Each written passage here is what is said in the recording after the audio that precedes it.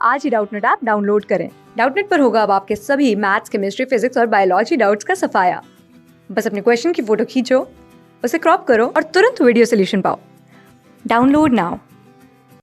Hello friends, हमारे सामने जो सवाल दे रखा है ये रेखिक प्रोग्रामन समस्या है। इसमें बोला है आलेखीय विधि द्वारा निम्न रेखिक प्रोग्रामन समस्या को निम्नलिखित व्यवरोधों के अंतर्गत हल करो। पहला व्यवरोध है अपने पास x प्लस वाई छोटा या बराबर है 8 के। दूसरा है x छोटा या बराबर है 5 के, y छोटा या बराबर है 5 के।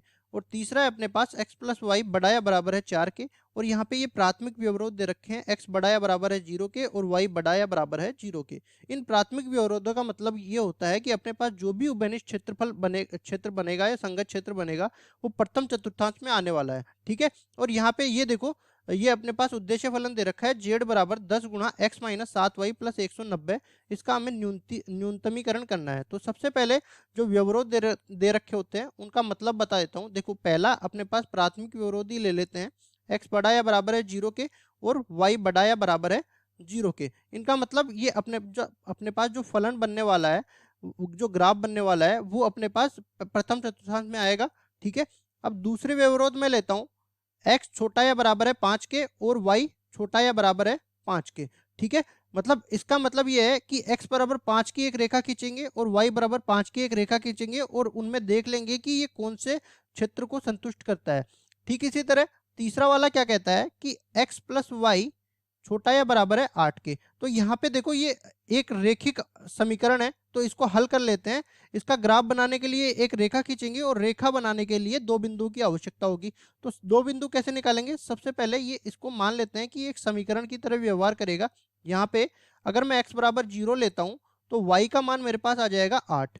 और ठीक इसी तरह अगर y बराबर 0 लेता हूँ तो x का मान कितना आ जाएगा? 8। तो यहाँ पे बिंदु क्या क्या आ गए? पहला बिंदु मेरे पास आ गया 0 8 और दूसरा बिंदु मेरे पास आ गया 8 0।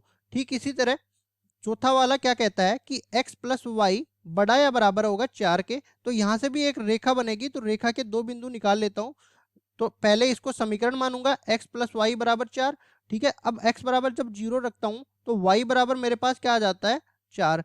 जब y बराबर 0 रखता हूँ तो x बराबर क्या आ जाता है? 4।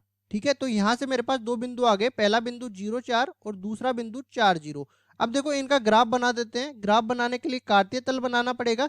तो देखो, कार्तीय तल बनाता हूँ यहाँ पे। तो देखो, ये मैंने कार्तीय तल लिया और ग्राफ बना दिया। अब इसमें देखो, ये वाला तो धनात्मक x अक्ष को निरूपित करता है, ये धनात्मक y अक्ष को निरूपित करता है, ये ऋणात्मक x अक्ष को निरूपित करता है और ये नीचे वाला जो है ऋणात्मक y अक्ष को निरूपित करता है। ठीक है। अब देखो, इसमें पैमाना लेके ग्राफ में कुछ बिंदु भी निर्देशित कर लेते हैं। पैमाना लेते हैं, एक खाना बराबर एक इकाई। तो यहाँ पे आ जाएगा 1 2 3 4 5 6 7 8 और 9। ठीक है।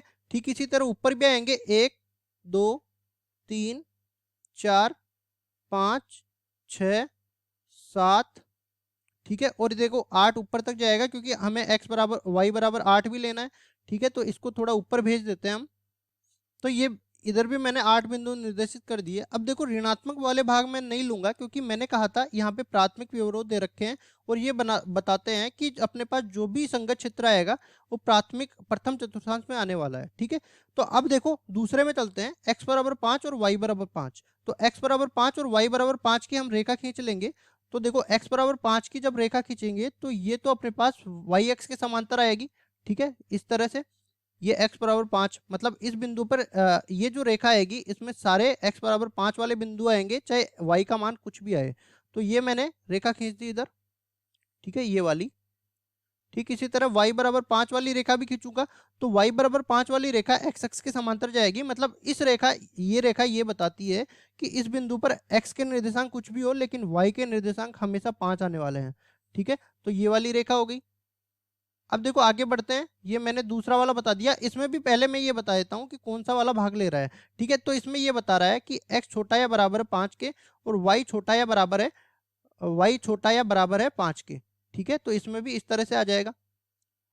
ये तो मेरे पास दूसरा वाला आ गया। पहला वाला मैंने बता ही दिया था, x बड़ा या बराबर है 0 के और y बड़ा या बराबर है 0 के। मतलब यहाँ से प्रथम चतुर्थांश आ गया। और इसमें से देखो, ये x छोटा या बराबर है 5 के, मतलब इधर वाला क्षेत्र आएगा, इधर वाला। ठीक है।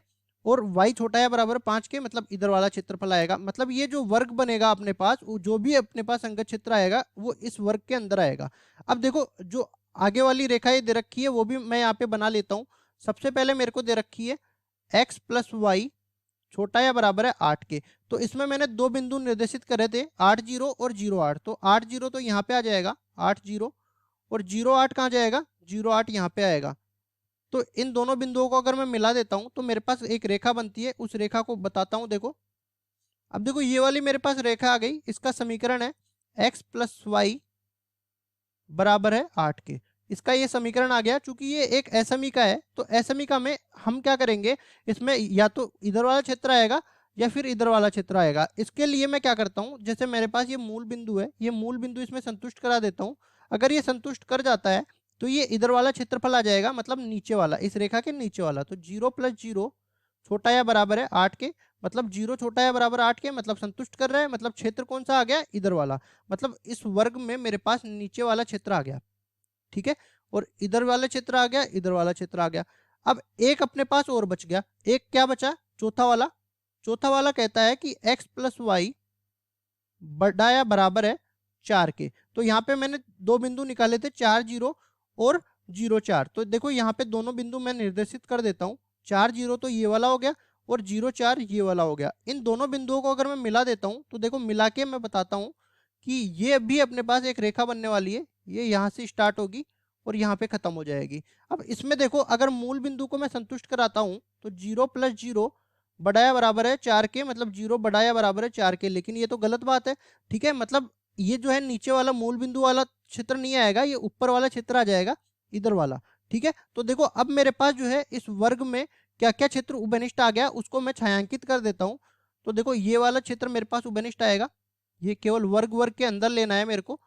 तो ये वाला क्षेत्र मेरे पास उभयनिष्ठ आ जाएगा, यही मेरा संगत क्षेत्र आएगा। अब देखो मेरे को क्या न्यूनतमीकरण भी करना है। तो न्यूनतमीकरण करने के लिए मेरे को कोणीय बिंदु निकालने पड़ेंगे। और ये देखो सारे के सारे जितनी भी रेखाएं इसमें आ रही है छायांकित क्षेत्र में, वो इसमें शामिल होगी संगत क्षेत्र में, क्योंकि सबके साथ जो है अपने पास बराबर का चिन्ह भी है, छोटे और बड़े के साथ, ठीक है। तो देखो ये मेरे पास संगत क्षेत्र आ गया। अब इसमें कोणीय बिंदु में निकाल लेता हूँ। पहला कोणीय बिंदु यहाँ पे आएगा, ये क्या कहता है, 0 5, ठीक है। इसको नाम भी देते हैं, मान लिया ये ए बिंदु है। इसके बाद ये वाला बिंदु, ये वाला बिंदु 0 4, इसको नाम दे देते हैं, ये बी बिंदु है। ठीक इसी तरह ये 4 0 4 0 और इसको नाम दे देते हैं सी बिंदु। ठीक इसी तरह ये 5 5 0 और इसको नाम दे देते हैं डी बिंदु। ठीक इसी तरह ये दो बिंदु भी निकाल लेते हैं। ये वाला बिंदु क्या हो जाएगा, देखो यहाँ पे भी आप देख के बता सकते हो। यहाँ पे x बराबर तो 5 है और y बराबर 3 है, ठीक है। तो x बराबर 5 और y बराबर 3। तो ये कौन सा बिंदु आ गया, ये ई बिंदु आ गया। ठीक इसी तरह यहाँ पे भी देख लेते हैं। यहाँ पे देखो y बराबर तो 5 है और x बराबर 3 है, तो 3 5 ये वाला बिंदु आ गया, इसको नाम दे देते हैं f। इस तरह से अपने पास 6 कोणीय बिंदु आ गए। इस 6 कोणीय बिंदु पे मैं जो उद्देश्य फलन है उसका मान निकाल लेता हूँ। तो देखो उद्देश्य फलन मेरे पास क्या दे रखा है, ये मेरे पास था उद्देश्य फलन। अब इस उद्देश्य फलन पे हर एक बिंदु के मान निकाल देता हूँ। यहाँ पे पहला बिंदु ए, जिसको मैंने माना था यहाँ पे 0 5, ठीक है। देखो पहला बिंदु मैंने माना था 0 5, तो 0 5 आ जाएगा। दूसरा बिंदु बी 0 4, सी 4 0 और 5 0, तो यहाँ पे आ जाएगा 0 4 0 5। बी बिंदु मेरे पास आएगा 0 4, सी बिंदु मेरे पास आएगा 4 0 और डी बिंदु मेरे पास आएगा चौथा 5 0। ठीक इसी तरह ई बिंदु मेरे पास आएगा, ये पांचवा आएगा, मतलब ई बिंदु आएगा मेरे पास 5 3 और एफ बिंदु मेरे पास आ जाएगा 3 5, ठीक है। 3 5 ये मेरे पास एफ बिंदु है और ये छठा बिंदु है। अब इन 6 बिंदुओं पे मैं इस उद्देश्य फलन का मान निकालूंगा। जो मेरे पास मान न्यूनतम आएगा वही मेरा न्यूनतमीकरण मान हो जाएगा। तो यहाँ पे रखता हूं मैं।